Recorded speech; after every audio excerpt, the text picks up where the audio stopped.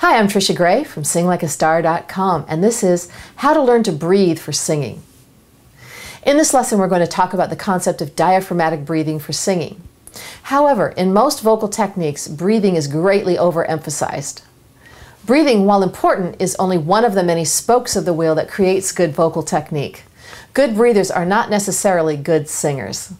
Good vocal cord adduction and maintaining a relaxed and stable larynx that doesn't rise with pitch is much more important. When these two things are in place, the vocal system works together in a balanced and efficient process that is free from muscular strain. However, there are singers who do need to work on their breathing. You'll know your breathing is incorrect if you see the chest and shoulders lifting with the breath. Good breathing starts with good posture and with your head aligned. I always think of the idea of a string pulling the head toward the ceiling so that your head is aligned and your chin is level, not lifted, just nice and level and relaxed.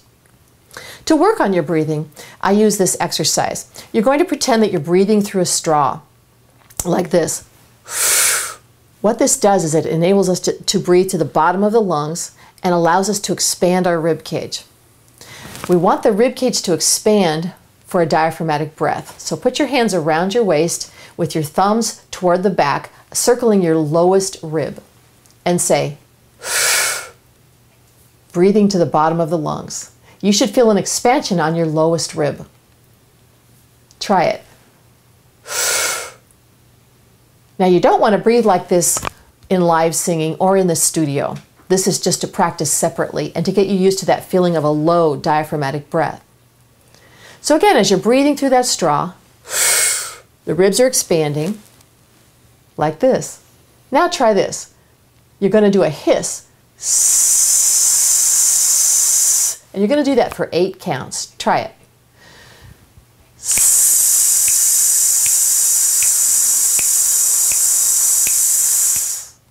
Notice as you get to the end of the breath, the stomach is going to lift up naturally as you've expelled all of your air. As you practice this more, you might try going up to 10 or even 12 repetitions for more breath control. Just make sure you're not feeling strain. For students who have trouble expanding, another exercise to do is to lay on the floor with a book on the abdomen. Take the breath. The book should rise toward the ceiling as you take the breath. And then do your hiss, resisting against the book.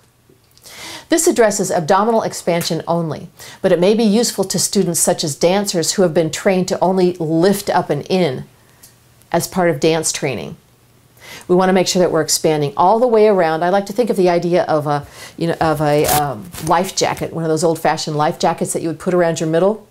And you're expanding all the way around by breathing to the very bottom of the lungs and allowing your rib cage to expand. Remember that when you breathe for singing, for live singing or studio singing, you don't want to make a sound. It should be a silent breath. So let's try it that way. Put your hands around your rib cage with the thumbs pointing toward the back, and let's see if we can make a quiet breath. Still allowing the rib cage to expand. Once you've done that, you'll be a diaphragmatic breather.